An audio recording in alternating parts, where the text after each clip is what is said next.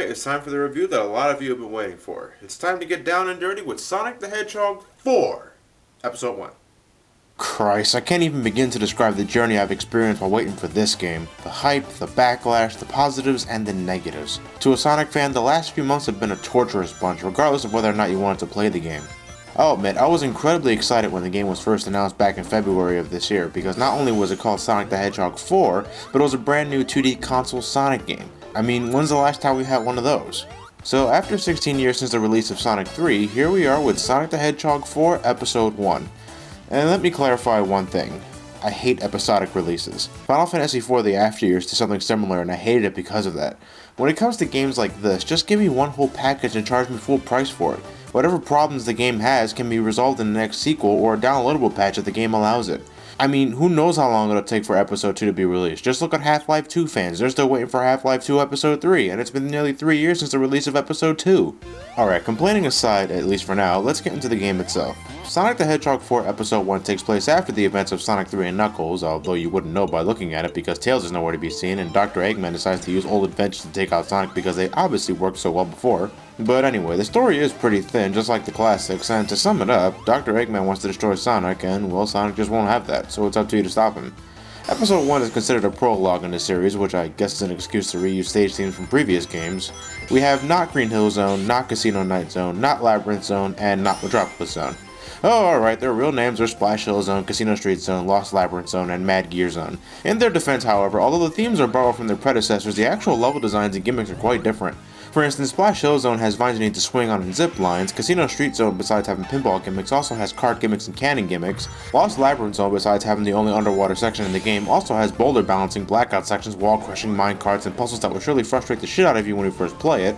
And finally, Mad Gear Zone has, well, lots of gears and shit like that. But it's certainly no pushover, and Asterons, shell crackers, No! Slicers? Why did it have to be slicers? Alright, the homing attack pretty much makes them your bitch, so they're nowhere near as annoying as they were in Sonic 2.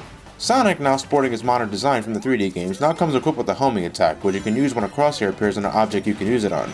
For the most part, it works exactly like it did in the 3D titles, but I find it kinda unnecessary. In the 2D games, a simple bounce was enough to take out enemies or open monitors, and that particular strategy still works in this game, so does it really matter how fast you can do it? Well, because of the addition of the homing attack, that means we get the usual train of enemies that are sometimes mandatory to cross to avoid certain death.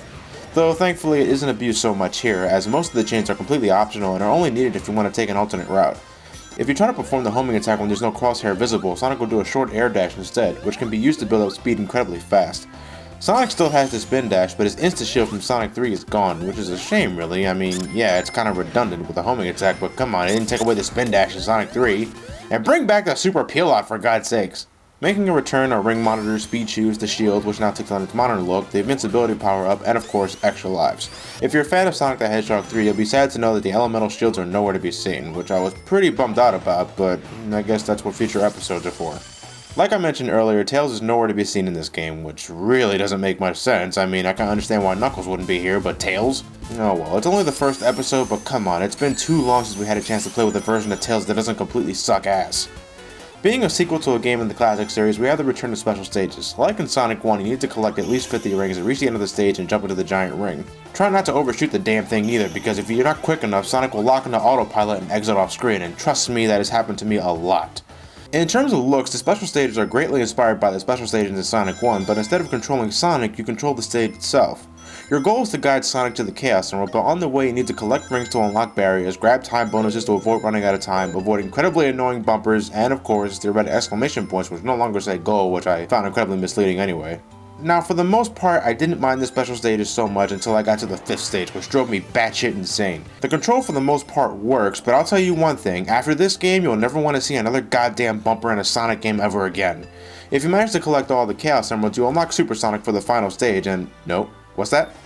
You can actually play as him during regular stages? It looks awesome. Controls better than regular Sonic. Yes! Finally, after so many times of having Super Sonic only playable in the final boss stage, Super Sonic finally makes his return in regular stages, and it's awesome! Let's move on. One of the biggest changes that any player of the classic titles will immediately notice is the physics. The physics, compared to the classics, are nothing like they were previously. Now, the Sonic team of old has disbanded years ago, and for some time now, the developers of recent Sonic games have been a company known as DIMPS, who also produced the Advance series and, of course, the Sonic Rush series. Any player of the Sonic Rush series will immediately notice the similarities to how Sonic handles. You're probably wondering, Johnny, what the fuck are you talking about? I'm talking about one of the most important aspects that absolutely define the classic series: momentum-based platforming. The classic Sonic games have always been heavily momentum-based. Speed was something that needed to be earned through loops, slopes, and using your rolling attack at the right times. In this game, speed is not only incredibly easy to obtain thanks to the air dash, but it makes momentum completely moot. For instance, with just a little bit of speed, Sonic could run up walls like a blue Spider-Man, where in the previous game, Sonic needed to be at a reasonable speed in order to scale up any vertical wall. But even if Sonic couldn't scale walls, the overabundance of speed boosters will certainly help. I mean, Jesus Christ, these things are everywhere, and sometimes their placements are completely unnecessary. Why is that speed booster there? Oh, come on, this doesn't need to be here. That's what the spin dash is for. Seriously, guys, it's like you think I'm not capable of traveling up slopes and walls on my own, and goddammit, lay off the fucking springs! Letting go of the D-pad causes Sonic, regardless of how fast he's going, to stop dead in his tracks, even in mid-air. It's incredibly glaring, and because of that, the control has absolutely no flow. You're pretty much required to hold forward the entire time. It also makes rolling completely useless. The best example I can think of is slopes. In the classic games, if you rolled into a ball during a slope, you would, realistically, travel faster and faster down the slope regardless of a directional input. In this game, if you let go of forward at all, even at a downward slope, Sonic stops completely, as if the friction in this game has been cranked up to ridiculous amounts, which also brings up another issue: Sonic's acceleration.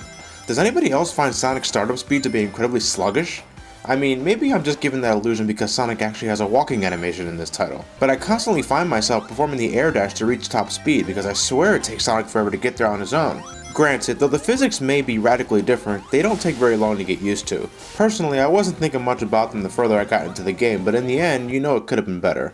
Rock on, Spider Sonic. One last issue that bothers me to no end is uncurling off a slope.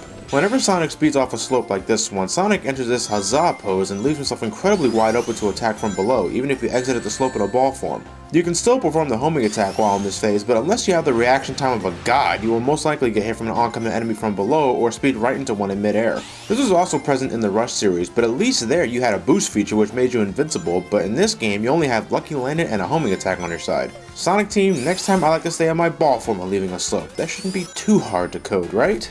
Graphically speaking, it's gorgeous, especially if you own the HD version for the PS3 and Xbox 360. Sonic himself looks pretty damn good and animates pretty smoothly, well, compared to the other three games, but damn it, I don't know if it's because of the cel-shaded approach to this model, but I swear he gets shinier and shinier with each system. The overall aesthetics of the game really scream out classic Sonic, and although a majority of the themes are borrowed from previous games, they still look pretty nice. It's pretty much the equivalent of taking a pixelated picture and giving it an HD makeover. The Wii version, while not as crisp as the HD counterpart, still looks amazing for a WiiWare title. Predictably, the worst looking of the bunch is the iPhone version, but honestly I think everyone saw that coming.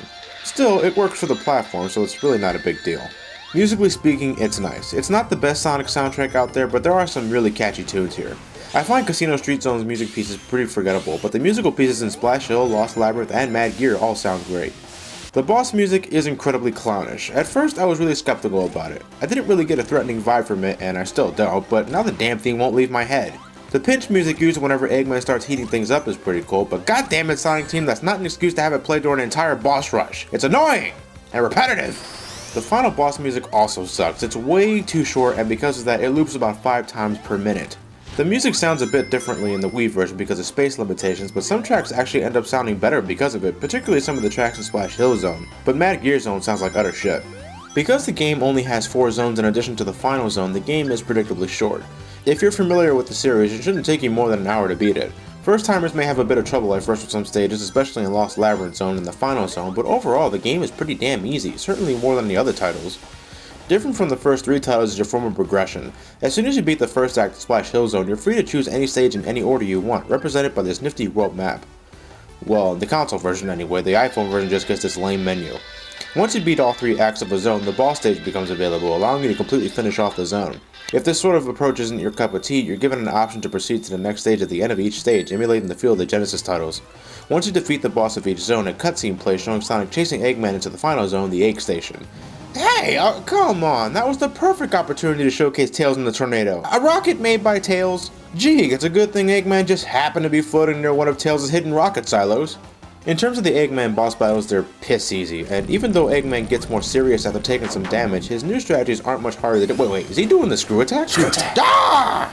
The only thing I found remotely difficult in this game was the final boss battle, Metal Robotnik. Yep, Metal Robotnik from Sonic the Hedgehog 2 returns, but this time you actually have rings, but that certainly won't matter when you see how much the damn robot improved. Not only does he have projectiles for arms, but after hitting him enough times he goes absolutely batshit and starts jumping all over the place, shoots projectiles from his head, and fires lasers when he's at a distance. And he likes to do all these things at once, creating a clusterfuck of things that want to kill you. Hey, look at that, a difficult final boss. That's more like it. Personally, I think Sonic needs more bosses like this. So, overall, Sonic the Hedgehog 4 Episode 1 is certainly one of the best Sonic games released in some time. The controls, while different from the classic game, still work well enough to be fun, and I guess it's just me, but the more I play it, the better it seems to get. But I know what you guys are thinking. How does it compare to the classics? Well, I can't tell you that, because the game isn't completely out yet. Yeah, I know that's a real lousy excuse, but honestly, I don't like comparing what's essentially an incomplete game with something that is complete. I can only hope that future episodes truly make the game worthy of the title Sonic the Hedgehog 4. But if I had to give this episode a score, it's definitely around an 8.5 out of 10. But again, that's for this episode and not Sonic 4 as a whole. Will the other episodes score better or worse? I can't say. But what I can say is this Metal Sonic figure is fucking awesome.